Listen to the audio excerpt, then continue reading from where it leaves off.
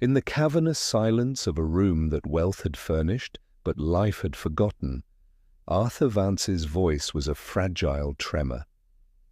"I only have 1 month to live," he said, his eyes finding his young maid, Isabel. "Will you travel with me?" The question hung in the air, a shocking, impossible bridge between their two worlds. Isabel stood frozen, the feather duster in her hand, a symbol of her reality, so far from his. She saw a man drowning in luxury, a frail figure against the backdrop of cold marble and priceless art. Her first thought was a shield of suspicion. Why her?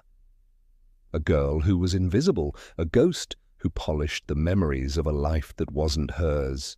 Isabel was a woman whose own dreams were packed away like old letters, deferred for the sake of her family's survival. Her weariness was not from polishing silver, but from the weight of a life lived for others.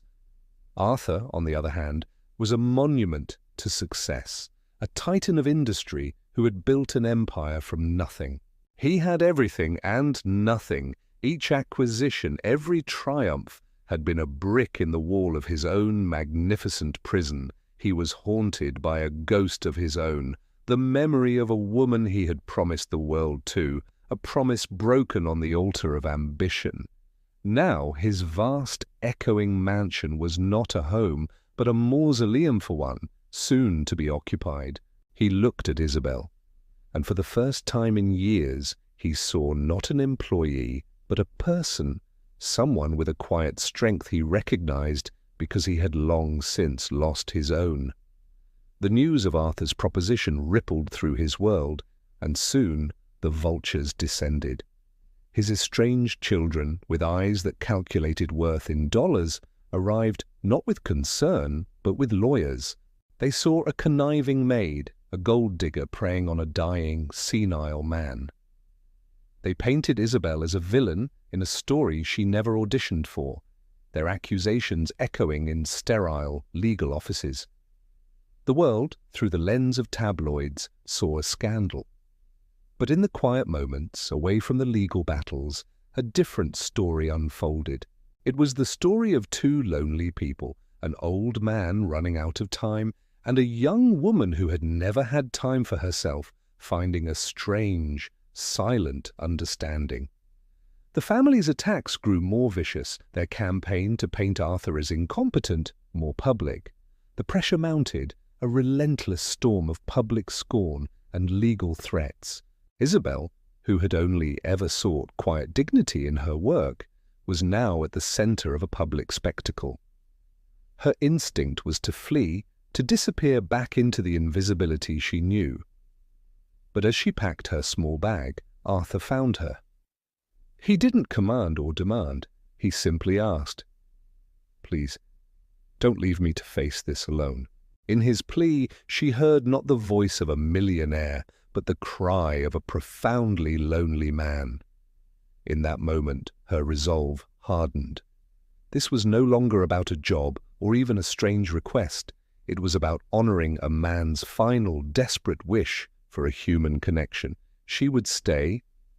Then the journey began.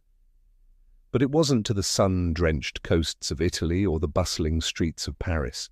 Their first stop was a local children's hospital, its walls painted with bright, cheerful murals.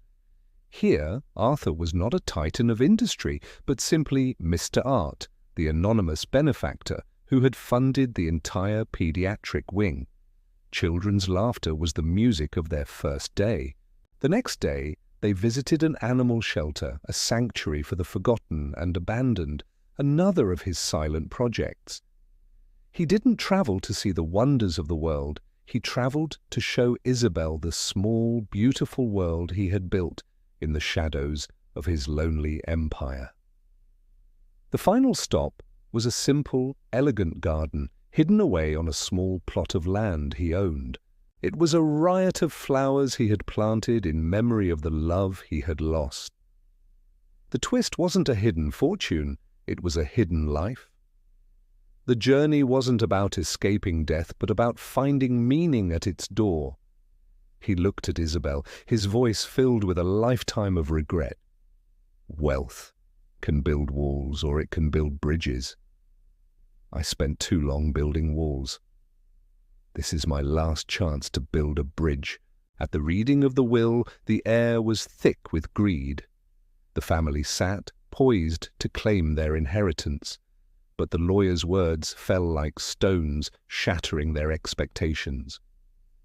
The vast fortune was to go to a foundation, one that would continue to fund all his secret projects, the hospital, the shelter, the libraries.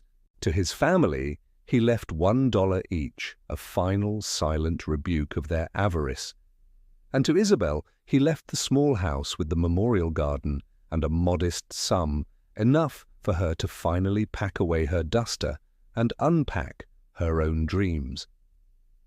The family was left with nothing but the public shame of their greed, exposed not by a judge, but by the quiet legacy of a good man's final chapter. Isabel stood by the window of her new home, looking out at the garden. "Some people travel to find themselves," she whispered to the flowers.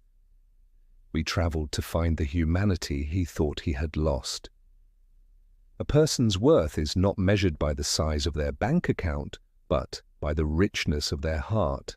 Arthur Vance's final journey wasn't measured in miles, but in the moments that changed a life, and in the quiet truth that the greatest legacy we can leave is the love we give away.